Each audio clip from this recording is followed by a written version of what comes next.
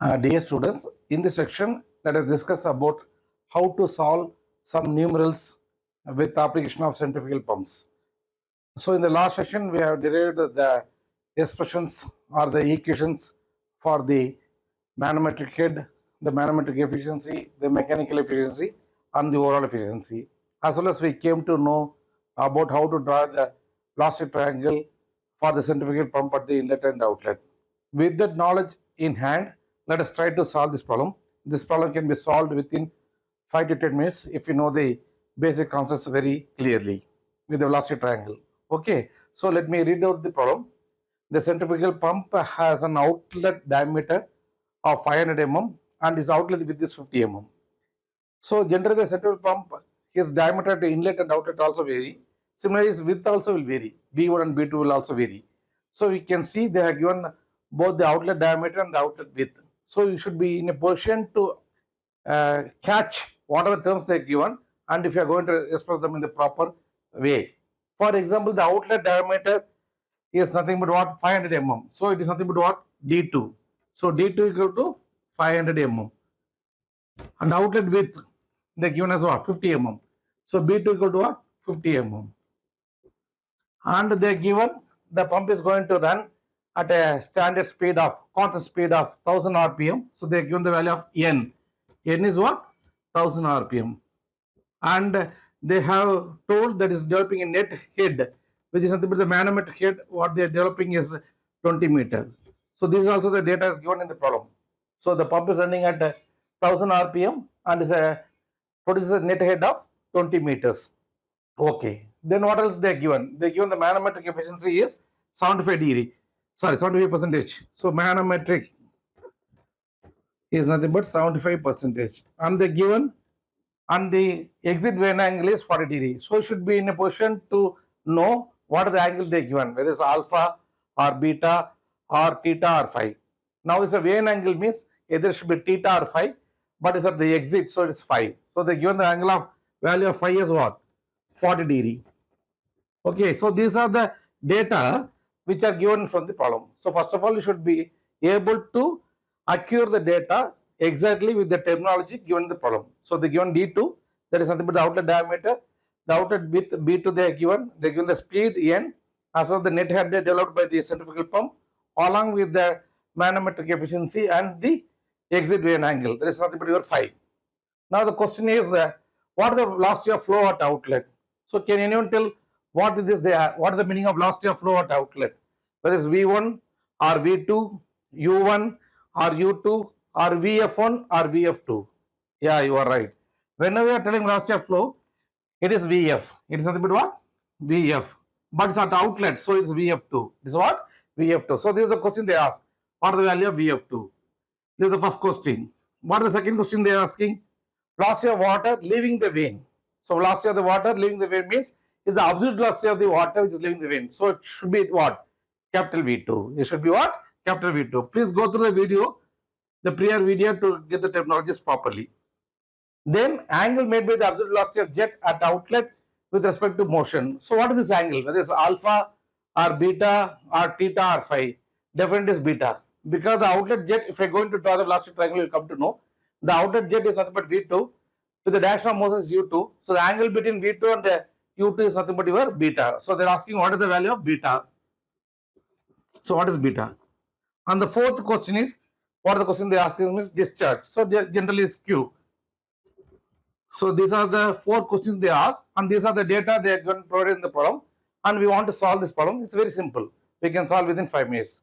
So the first step is first go through the problem, try to acquire the data what are given in the problem and try to first figure it out what they have asked. You write them also in the thing. Then if you are going to draw the velocity triangle at the corresponding formula, definitely you are going to end up with the results. So it's very simple. We will continue with the velocity triangle. This is a vane. This inlet diameter is D1, the outer diameter is D2 and the water is entering such a way it doesn't need any real component, only the flow component. So the alpha should be 90 degree. We know this one from the previous session. So we know that this is the absolute velocity of the jet. It is the absolute velocity of jet which is going to make an angle of 90 degree with the vane at the inlet. So alpha will be 90 degree. And we know that it's a backward curved vane. So the motion will be like this. Okay, so my vane velocity, that is small u. On continuing further, when the vanes rotate backward, is a backward curved vane. The velocity of the vane at the inlet will be like this. So it is given by a small u1. Is given by what? Small u1, where v1 is the absolute velocity of the jet or the water. Now the water is coming at a velocity of say v1, and e1 is nothing but the velocity of the impeller or the vane or the blade. Why I have drawn like this? Because the vane is rotating backwards. Okay, since it's a velocity triangle, the same magnitude I can copy it here. So I can draw the diagram over here as a horizontal line. So I can draw it like this. Okay, let it be u1. So I can erase this one. This one only I have copied over there. Okay, now there's a component of velocity which is called the relative velocity between the absolute velocity of the jet and the vane velocity. So let us combine these things. So this velocity will be called as my VR1. What is VR1? That is the relative velocity between the absolute velocity of the jet and the vane velocity. Okay, the angle at which the absolute velocity of jet makes with the vane is called as the alpha, and the angle between V1 and URN is called as the my theta. Okay, so the angle between U1 and VRN is called as what? Theta. So this makes me the inlet velocity triangle. Let us come to the outer velocity triangle. Now the flow happens like this, it goes like this, and it will be thrown away like this.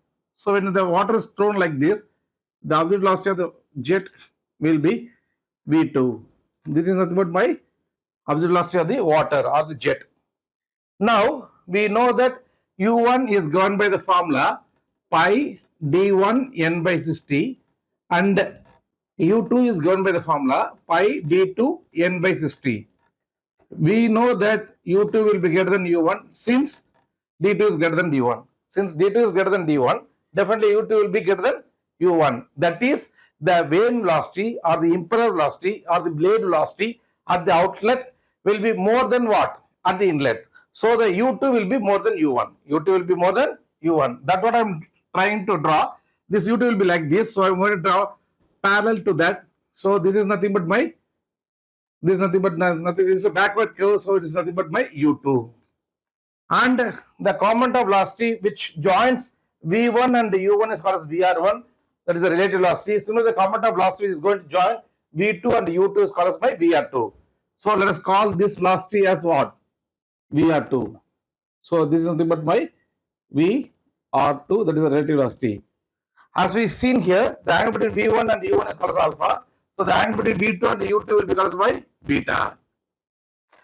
The angle between VR1 and U1 is called as theta. The angle between VR2 and U2 is called as phi. Is called as what? Phi. Now let us try to draw a perpendicular from this or a perpendicular bisector from this line, because this angle should be 90 degrees on either side. Okay, I am drawing a perpendicular bisector in such a way. Now we also know that when I have some inclined component of the absolute velocity, the horizontal component of this component of this inclined absolute velocity will be called as my will component, and this vertical component will be called as what? My flow component. So if I am going to have this angle as theta, for example I'm telling, you can take any angle, then VW2 will be equal to what?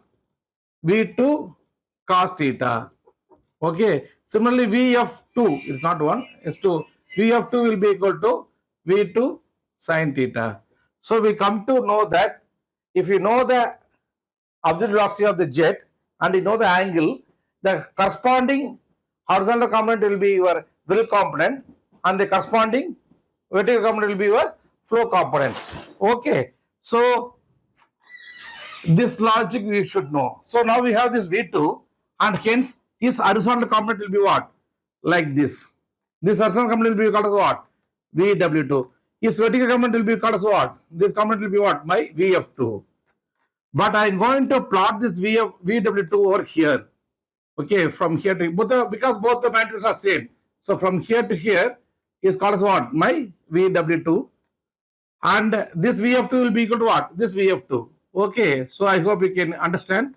Otherwise, you can refer my previous video where we have explained in depth how to draw the velocity components, okay, or velocity triangle.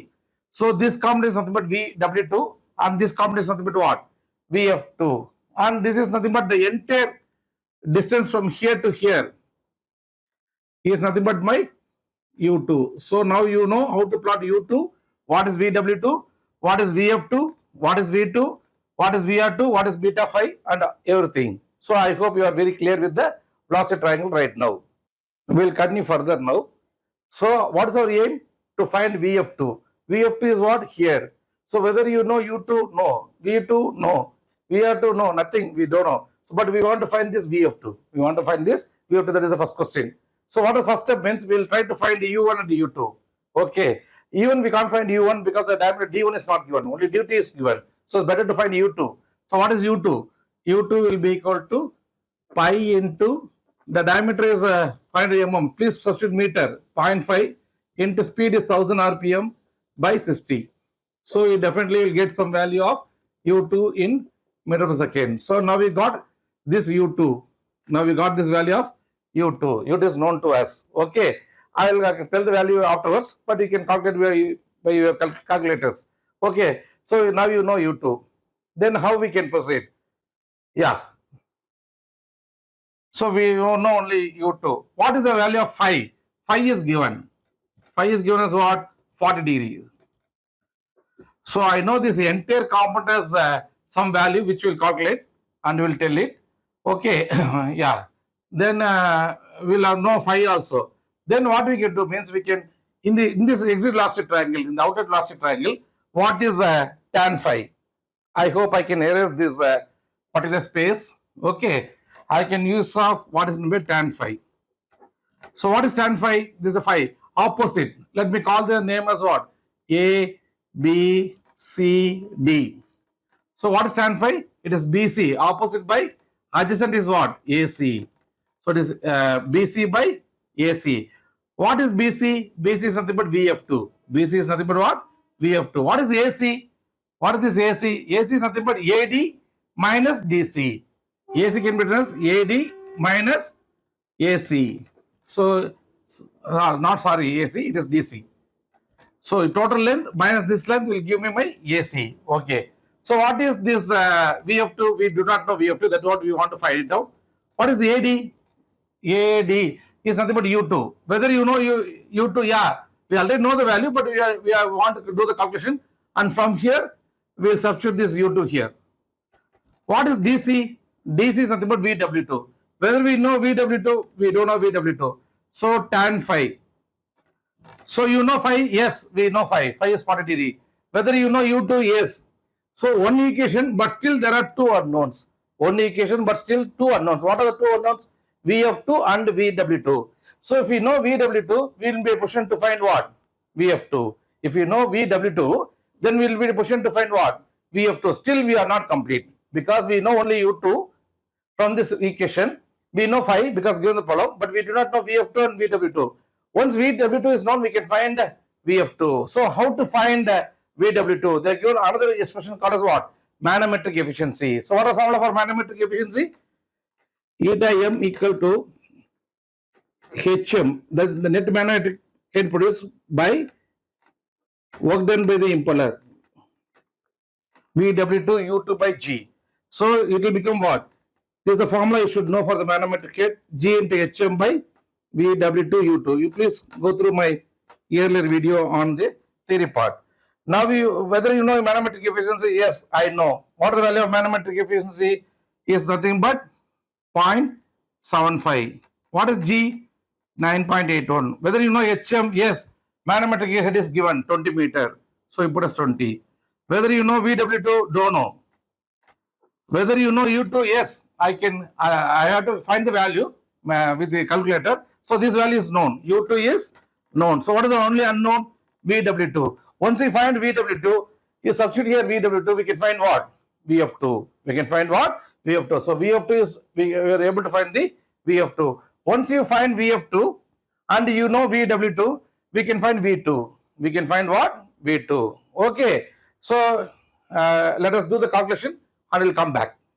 So continuing further, when you substitute the value of pi into 0.5 into 1000 by 60, the value of U2 is 26.167. When I'm going to substitute the value of U2 from here to here, what are the only unknown left out now? VW2. So we can find VW2 as what? VW2 will be equal to 9.81 into 20 by 0.75 into 26.167, which is coming to be 9.997. Approximately is equal to 10 meter per second. So we now know VW2. Okay. Also, yeah, we know VW2, we know U2 also. Okay. And the U2 also we found. Now let us try to find the value of VF2. That is a question they asked. What is the flow velocity at the exit? So from this, we know what is the value of tan 40. Tan 40 is equal to VF2 by what is U2? U2 is 26.167. What is VW2? 9.997. Approximately is equal to 10 meters per second. Nothing wrong in that. So now you know this value, tan 40, you can get it from a calculator. It will be around 0.839. So the only unknown is what? VF2. From this we can find the value of VF2. From this we can find the value of VF2. Okay. So the first part will be over. We can find what the I'll do the calculation and put the answer over here. But we can find what the value of VF2. Now what is the next one? You can see we want to find the absolute velocity of the jet at the outlet. So V2. Can anyone tell how to find V2 now? You know VF2 because after calculating this one we can get the value of VF2 is known. So if you want, I can put this value as known to you. So VF2 is known, VW2 is known. So we can find V2 by means of what? By means of Pythagoras theorem or Pythagoras theorem. So V2 squared will be equal to VW2 squared plus VF2 squared. You know both VW2 as well as VF2. So we can find easily V2. So I hope I can erase this portion right now. So it will become, I can write like this. V2 whole squared will be equal to VW2 whole squared plus VF2 whole squared. So V2 will be equal to what? Square root of VW2 squared plus VF2 squared. So what is this VW2? VW2 is nothing but 9.997 whole squared plus VF2 also known. Let us find this value and substitute over here. Okay, so this is also known. So we can find the value of V2. So I can tell this also we can easily find it out. Then what is the answer beta? Beta is very simple. Why? What is tan beta? Can anyone tell what is tan beta? Tan beta will be equal to VF2 by opposite by adjacent VW2. So you know both VF2, you know VW2, so we can find what is the angle of beta. Beta will be equal to tan inverse of VF2 by VW2. So I am not doing it. I hope you can do it by yourself. It's very simple equations. Okay, simple numbers. So tan beta will be equal to VF2 by VW2. You know both VF2 also from here. VW2 already we know 9.997. So from that we can find what is beta. You can even take cos beta. Cos beta will be adjacent by hypotenuse. VW2 by V2. Already we know V2. So from that we can also find what is beta. So there's no either I use tan beta, cos beta, sin beta. Any tan or cos or sin beta you can apply and you can find the value of beta. Okay. Then what is the discharge? So discharge is better to find at the outlet. So I can write the formula here. What is the formula for discharge? Is nothing but Q will be equal to area into velocity. Area into velocity. The area is the circumferential area through which the water will be coming in all the 360 directions. So it's nothing but the perimeter. So pi into d2 because I know the value only at the outlet, not at the inlet. So I am going to find Q2 only, which will also be equal to Q1, which will also be equal to what? Q, because the flow rate remains constant. So pi into d2. This is the length. What is the breadth? It is b2 into velocity. Which velocity we have to take? We have to take only the flow velocity because the flow is given by VF2. That's so only is called VF. The flow velocity will give the corresponding discharge. So I know what is pi. What is pi? 3.14. What is d2? D2 will be equal to 0.5. What is b2? That is a breadth. It is 0.05. What is VF2? You may find out here. What is VF2? Value of VF2. So that value is substitute here. So you can find the value of Q. The Q will be equal to what? Some numbers in terms of what? Meter cube per second. So I hope there's no need to find out the numbers for each and everything, but I hope you can get the concepts very clearly. So what are the things you feel it is essential to solve this problem? You should know what are the terminologies involved. You should be able to convert the problem in the data, in the necessary terminology. Then you should know what are the questions they ask and the proper notations. And then you should know to draw the velocity triangles. From the velocity triangles, you should be able to get the various data, what is required for the problem. I hope it is very simple and easy. On continuing further, let us try to find the numbers. So tan 40 is given by VF2 by 26.167 minus 9.997. This value is nothing but 0.839 equal to VF2 by around 10. Okay, it is we have to subtract 10, so it will be 16.167. Okay, so from this, what the value of VF2 means is coming around 13.567. So this is the value of VF2. So we got the value of VF2.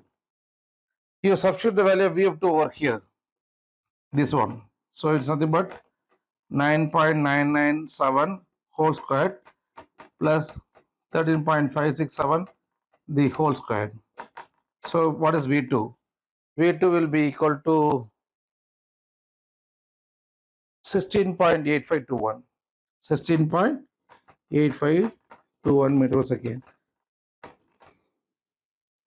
Now you substitute the value of, we'll try to find the value of beta. So tan beta equal to VF2 by VW2. Okay, I hope I can erase these things. So beta equal to tan inverse of, what is VF2? VF2 is 13.567 and VW2 is something but 9.997. So from this, beta is coming to be around